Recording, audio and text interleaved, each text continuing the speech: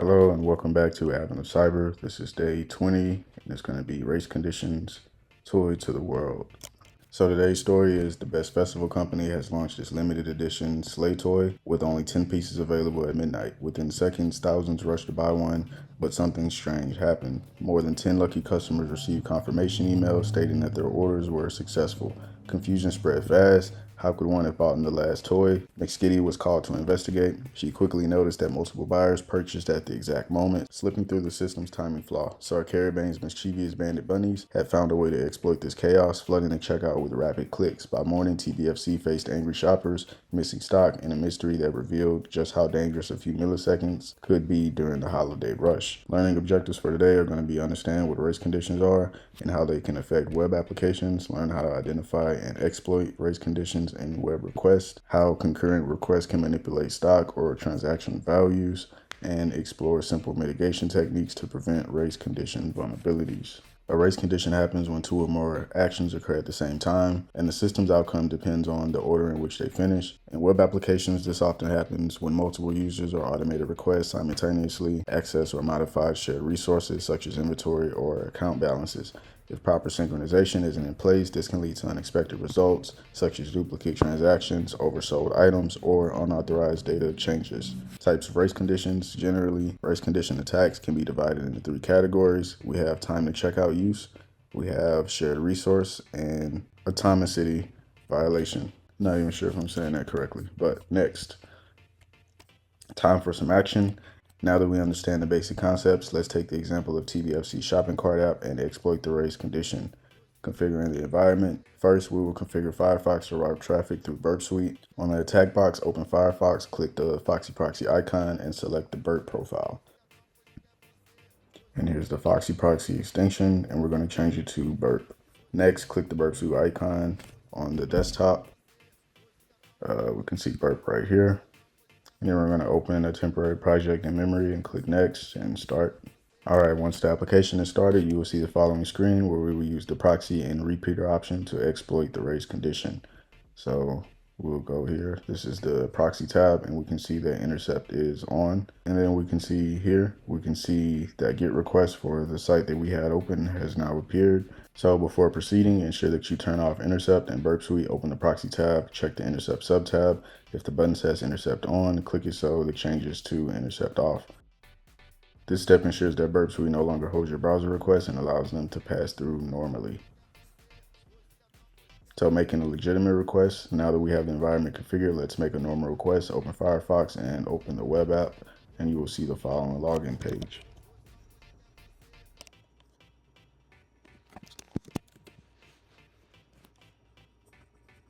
And there's the login page. On the site's panel, enter the credentials attacker and attacker at 123.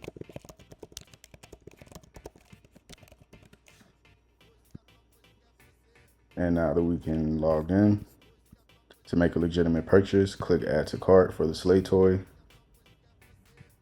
and then click checkout to go to the checkout page. On the checkout page, click confirm and pay to complete the purchase. You should see a success message confirming the order as shown below. So it says payment received. Thank you for the purchase. You will soon receive an email with all the details. Now that we've made a legitimate request, navigate back to Burp Suite and click on proxy, HTTP history, and find the post request to the process checkout endpoint created by our legitimate checkout request. So let's open back up Burp. And then we can go to HTTP history and we can see a bunch of requests here. We can see the login.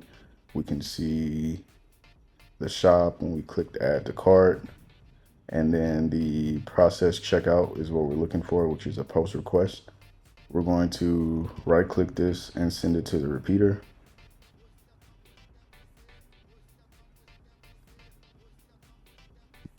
So now that we have repeater open, we're going to right click the first tab and add to tab group.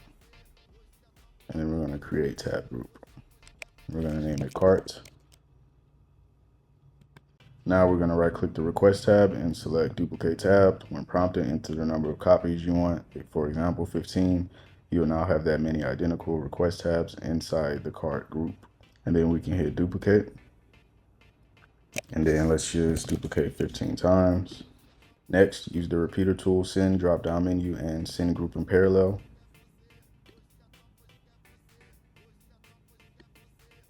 which means they're all going to send together at the exact same time instead of sending one by one.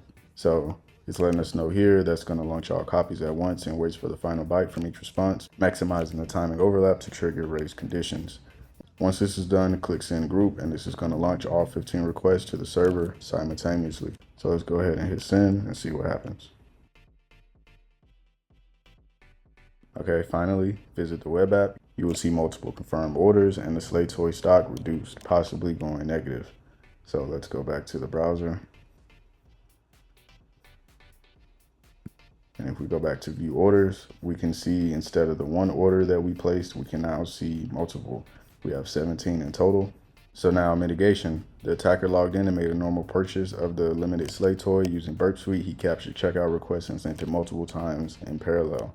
Because the app didn't handle simultaneous checkouts correctly, each request exceeded before the stock could update.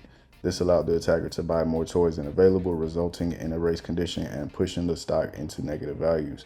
Here's a few mitigation measures to avoid the vulnerability. Use atomic database transactions so the stock deduction and order creation execute as a single consistent operation. Perform a stock validation. Implement independency keys and apply rate limiting.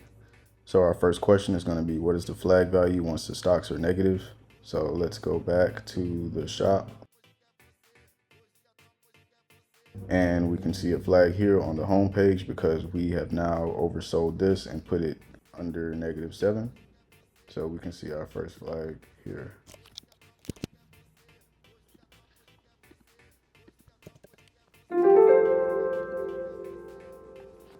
So now we're going to repeat the same steps as we're done for ordering the Slay Toy Limited Edition. What is the flag value once the bunny plush is negative? So there's only 5 in stock here.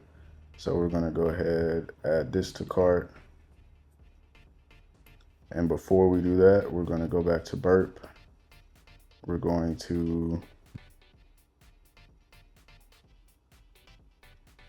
close all other tabs of this because we're done with this. And then we're going to go back to proxy history, and then we're going to right click and clear this out. Okay, now it's fresh. So let's go back to our browser, and we're going to go to view cart. We're going to proceed to checkout. Payment has been received. Now let's go back to Burp Suite and check the requests. Process checkout. We're going to send that to repeater once again.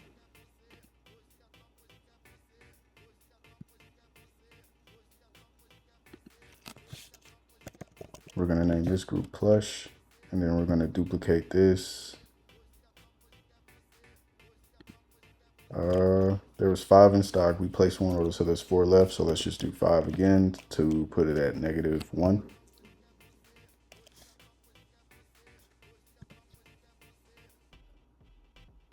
And then we're going to send in parallel once again. Status is confirmed. We got a 200 response. So let's go back and view orders.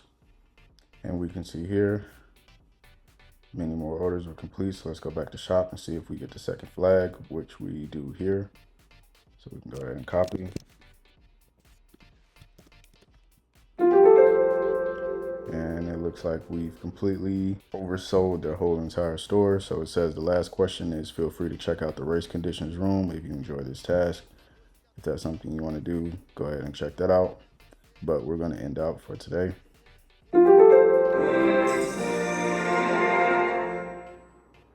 And we are done. If you enjoyed the video, please hit the like button, hit the subscribe button. My social links are in the description. And if you want to see more content like this, you can click in the top left. I have a full playlist where I've completed every day of the cyber event up until now. So I'm going to complete the whole 25 days. So make sure you're subscribed so you can stay up to date. And I will see you for tomorrow's box.